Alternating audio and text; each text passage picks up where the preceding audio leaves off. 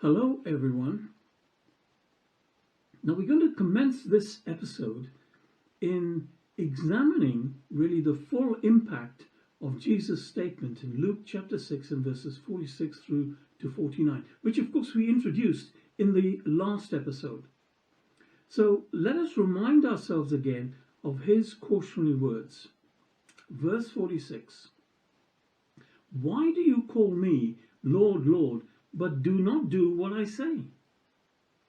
I will show you what he is like who comes to me and hears my words and acts on them. He is like a man building a house who dug down deep and laid his foundation on the rock. When the floods came, the torrent crashed against that house, but could not shake it because it was well built.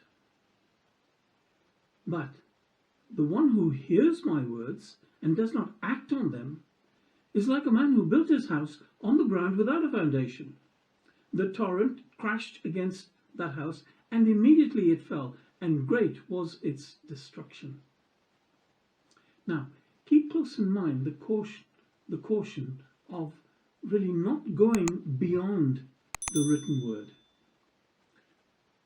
And let us examine the full impact of Jesus' words here, because this caution, it appears repeatedly in both the Hebrew scriptures, the Old Testament, and also the Greek scriptures, the New Testament.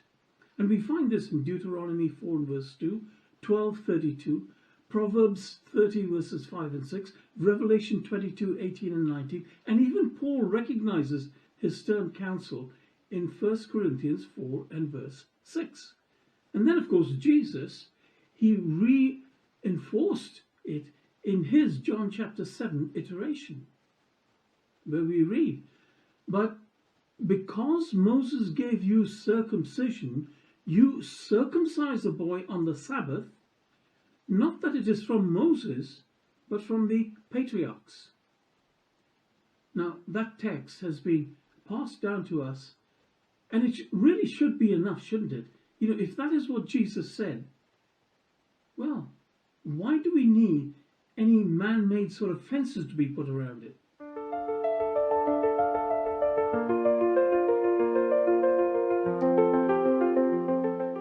Well, first we need to be on guard to spot any alterations in citations of the Hebrew text that are around in the Greek New Testament text. And why? Well, because there is one outstanding example that is found in the book of Hebrews, of the Greek scriptures, that is. You know, the writer is unknown, but nevertheless, this book is part of the canon of scripture. Hebrews chapter 10 and verse 5. Therefore, when Christ came into the world, he said, sacrifice and offering you did not desire, but a body you prepared for me. Now, apparently this unknown author quoted directly from Psalms 40 and verse 6, which reads, sacrifice and offering you did not desire, but my ears you have opened. A prepared body as opposed to ears that listen. Now, is this just a scribal error that sort of lost its way in translation? Well, actually, the evidence would say no. And here's the reason why. We have access to two interlinear translations. The Hebrew interlinear, you'll find this on Bible Hub, and I'll put the link in there for you, and also in the Greek interlinear, and again in Bible Hub with the link. And both interlinear translations say, but my ears you have opened. So this appears to be a deliberate change. And the question is why? Well, let's see if we can determine, the why bit of this. So we find a clue in Hebrews chapter 7 and verse 27. Now this is speaking about Jesus as the high priest, this unknown author. Unlike the other high priests, he says, he does not need to offer daily sacrifices. First for his own sins and then for the sins of the people. He sacrificed sin once for all when he offered up himself.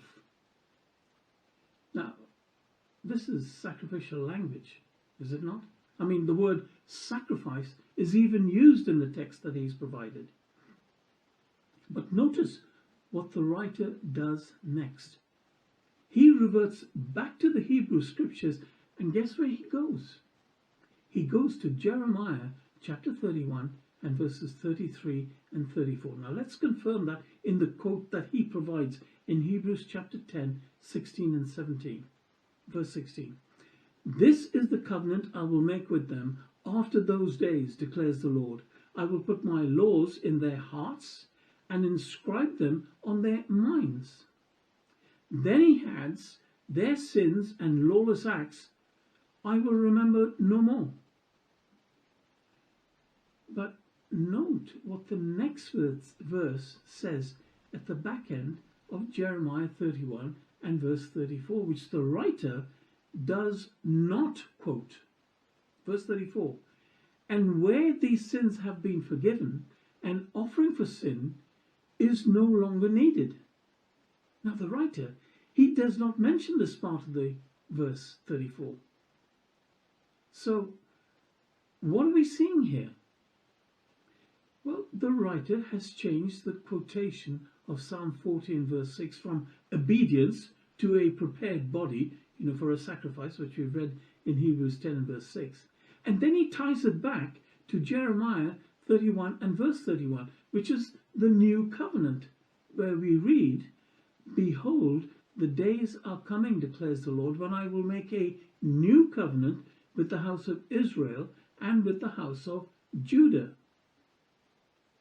So he's changed the new covenant of Jeremiah 31, which, as we have seen previously, is the locating of the law written on stone tablets to be written on the fleshly heart. And he's changed it, well, to a completely different concept, a concept of a blood sacrifice. And then only then to finish off with just a selected part of verse 34. He's subtly changed the obedience requirement of Psalm 40 and verse 6 into a blood sacrifice of the Christ. And this is in not all the Septuagint 70 manuscripts, just in some of them. But that's what's come down to us. And then he attempted to use the Hebrew scriptures as authority. Now, just reflect on that for a few moments. See, because my hope is that a greater appreciation for Jesus' words regarding false prophets will now begin to emerge. But as always, there's more to come. Because once that little switcheroo is performed, everything in the book of Hebrews does seem so logical and appealing, does it not? Until, of course, we begin to look carefully under the hood, so to speak. Then the shadowy outlines of Jesus' ravenous wolves metaphor begins to come into view. So what we're going to try and do is to establish the sort of why part of this examination. Why did this scribal translator do what he's just done? Now, I'm not aware of any documentation that shows whether this writer influenced Paul or was it the other way around. So if anyone can point me to any information that can help resolve this, I would be really grateful. However, I simply pose this question. Why would our loving Creator and Almighty Creator who formed human life, and in the law covenant prohibited the taking of human life? Exodus 20 and verse 13, you shall not murder. Why would he then order the taking of life, whether human or animal, and furthermore offering it as a sacrifice, simply to appease him for breaking one of his laws. There's clearly something missing here, isn't there, in our understanding. So let's see what the Hebrew scriptures actually inform us. See, when we hear the word sin, we often think of imperfection. Do we not? Why? Well, because we have been brought up with the understanding that sin is described as an imperfection, missing the mark of perfection, as a result of the disobedience in Eden. It is an inherited trait that we have. However, when we return to the Hebrew scriptures, we find a different emphasis. Sin is not primarily described as being imperfect. It is partly described as missing the mark, but also described as becoming inwardly distorted, and further as turning away from God. Now, let's check this out to be certain. In the book of Exodus, chapter 34 and verse 7, we read this. Verse 6, "Then the Lord passed in front of Moses and called out, the Lord God, is compassionate and gracious, slow to anger, abounding in loving devotion and faithfulness, maintaining loving devotion to 1,000 generations, forgiving iniquity, transgression, and sin." Now, most of us have grown up with the idea of just the last part of this verse 7. At least, that's what we have been taught. The definition of sin being missing the mark. And it is an inherent trait in all of us, and that's why we need outside help. However, as we can see, God forgives more than just missing the mark. The Hebrew scriptures, Exodus chapter 34 and verse 7, gives us really a more comprehensive reason for forgiveness, which is not contained in just one word. See, the Hebrew perspective that is requiring forgiveness, well, it's breaking rules, yes. Doing something wrong, yes. But that is just the last matter requiring forgiveness. So, however, understanding the need for forgiveness correctly, we may change our understanding on everything else once we understand that. So to understand why we need forgiveness, we have to really return to the language of the Hebrew scriptures. And one of the most common words found throughout the scriptures carries this idea of missing the mark. In the book of Judges, for example, we read of skilled warriors, Judges 20 and verse 16. Each would sling a stone at a hair and not miss it. A hair, human hair that is. Yeah. The word miss, it comes from the same root as for the word sin, would you believe? And so at its most basic level, it is really falling short, failing to live as intended. Another word, however, takes this a little bit deeper for us.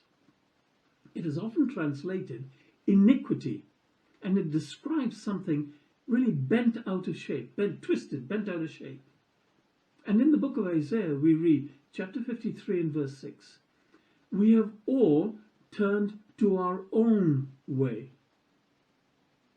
So here is not just an action, it really is a condition, isn't it? Something within us has become distorted. And then a third word describes transgression. Now, this is stronger. It speaks really of rebellion, of crossing a boundary, of really breaking trust. And in the book of Isaiah, chapter 1 and verse 2, we find this. "They have rebelled against me," says God. See, Here, the matter is relational. It's not just failure, it's also turning away. And these three ideas often appear together, as in the book of Exodus, chapter 34 and verse 7. Forgiving iniquity, forgiving transgression, and forgiving sin. Now, this gives us a really fuller picture, doesn't it? So forgiveness is required for three things: missing the mark, becoming inwardly distorted, and then breaking a relationship with God. And then this leads us to something even deeper. See, in the book of Jeremiah, we read Jeremiah chapter 2 and verse 13. My people have committed two evils. They have forsaken me and have dug their own cisterns. Here, forgiveness is required for leaving the source of life, Jehovah God himself, turning away and trying to replace what only God can provide. So, it's not simply about rules, it's about direction, it's about condition, it's about a relationship. And if that is true, then the solution cannot simply be something external. It must go deeper. So when we speak about sin, we're not just speaking about behavior. We are speaking about the heart, about what we have become, and about whether we remain connected to the source of life, or do we turn away? And that prepares us to understand more clearly what the scriptures mean by redemption. Bringing us back to what God intended for us. So what I see now is the foundational rock Jesus spoke of really being formed under me. Go and learn what this means, he counseled very, very often. I hope this makes sense to you as well. So this returns us to the title of this episode: Beware of False Prophets. On what is your faith built? Rock or sand? And today we're going to take a close look at one of the most quoted statements attributed to Jesus, when he said he came to give his life as a ransom for many. But did Jesus really mean a sacrificial death for many, like the Levitical offerings in the temple? Or was he speaking of something else entirely? So let's have a look at the text in question. Matthew chapter 20 and verse 28, where we read, just as the Son of Man did not come to be served, but to serve, and to give his life as a ransom for many. Now in the Greek, and I'm not going to try and pronounce this, that's exactly what it says, a ransom in place of many. Now that's what the Greek states. And again, I will put a link in Bible Hub for you to just go and examine yourself. The question raised is, does this simply imply a temple-style sacrifice? Or is this the origin of the substitutionary atonement principle? The principle where one death takes the place of another death. In this case, of course, the death of Jesus taking the place of the animal deaths which were performed in the temple. Or is this about liberation and service? All right, we're going to turn to the Gospel of Matthew again, but this time we're going to turn to the Hebrew Gospel of Matthew. And we have the Shem Tov manuscript, which you'll find in the British Library. And this subject is introduced in an earlier video, series 1 in fact, and episode 7. And I'll put the link in the credits for you to go back and just have a look at that. It was in 2 parts in fact. Now, we're going to have a look at that version which was in Hebrew. And this is the version that has been preserved by the Jewish scribes in the Middle Ages, likely based on much older traditions. However, this is where it is somewhat controversial. But please stay with me for a few minutes though, okay? Because it really offers a striking variation. See, so let's read Matthew 20 and verse 28, this time from the Hebrew Gospel, where it says to give his life to redeem many. Now again, I'm not going to try and read the Hebrew pronunciation, but that is what it means, to give his life to redeem many. And the Hebrew word for redeem means just that, to release a slave or delivering someone from danger. That's the thought. Now interestingly, this word comes from the books of Deuteronomy and Exodus, but not from Leviticus. It's quite important to keep that in mind.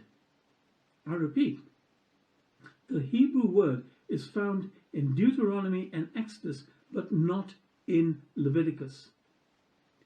So, what do we see in this version? There's no mention of blood. There's no mention of the altar or sacrifice.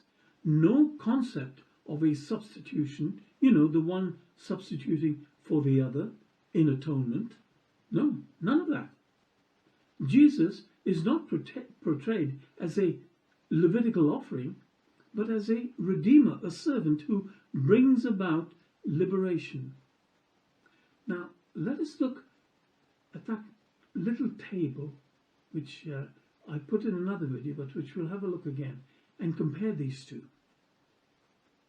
What we see is we have the Greek Matthew and the Hebrew Matthew. And in the Greek Septuagint 70, it says ransom for many. Now, ransom is a noun. In the Hebrew Shem Tov, to redeem many, it says, and redeem is a verb. These are two different words. They have different meanings. In the Greek Matthew, this really finds echoes in the Greco-Roman terms, whereas the Hebrew Matthew finds its echoes in the Torah and sort of Jewish concepts. See, in the Greek Matthew, it could possibly mean some sort of substitute. However, in Hebrew Matthew, it means deliverance, not substitution. And there's another thing. Let's not forget the context of this statement by Jesus. And what was the context? Well, Jesus was rebuking his disciples for craving status. He taught that greatness comes through service, and that he himself was giving his life not as a payment to appease God, but as an act of liberating love. And of course, this ties into the redeeming principle that we find in Deuteronomy. God redeeming his people from slavery. Because that is what Deuteronomy is all about. The redemption of people from Egyptian slavery. There's no focus on blood or atonement. And what we find is Jesus is drawing on the traditions of redemption, not on a ritual sacrifice. So we really need to get that clear. See, what does a bodyguard do? Well, he throws himself in the line of fire, doesn't he? Yeah? It's an action he performs to actually save someone else. He's not a payment in place of someone else. It's an action that he takes place in. So how did this phrase get reinterpreted the way we have come to know it today? Well, this is because later writers, especially Paul, developed this idea of a ransom, a payment in other words. They developed into a full sort of theology of substitution, the substitutionary sacrifice as we have come to be taught it. Christ's sacrifice in place of the animal sacrifices. But of course, that's a development that came. It was not what Jesus meant originally and taught originally. See, to redeem many is not the same as some temple sacrifice in substitution for something else. You see, Jesus offers liberation, not ritual blood payment. So if we follow Jesus' own words, especially as found in the Hebrew Gospel of Matthew, what we find is that he saw his death as a redemption or redemptive act of service, not some temple offering. His mission really was to free people from oppression, not to fulfill some sacrificial system which he and the other prophets before him so openly criticized. Now that's food for thought, is it not? So I hope that this has given you something to think about.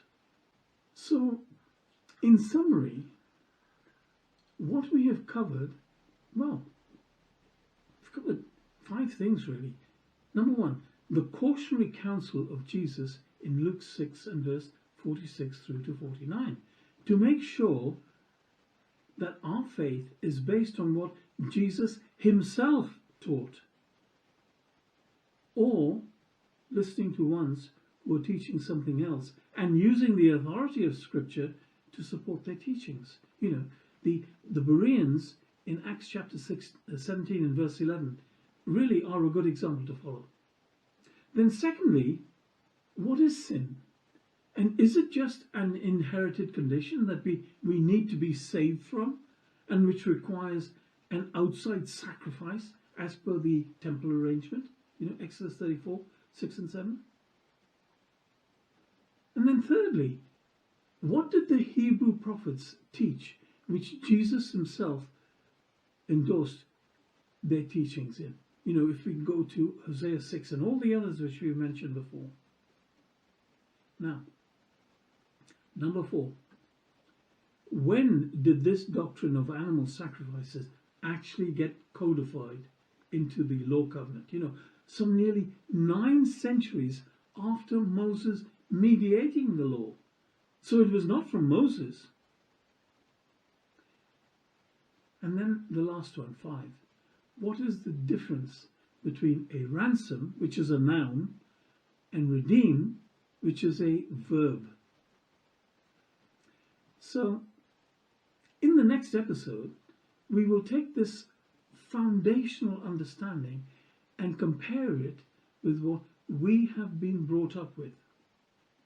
The title will be Series 9, S9, Episode 3, Beware of False Prophets. Jesus said, go and learn what this means. Matthew 9 and verse 13. So we look forward to that. And for this time, thank you for watching, and we'll see you next time.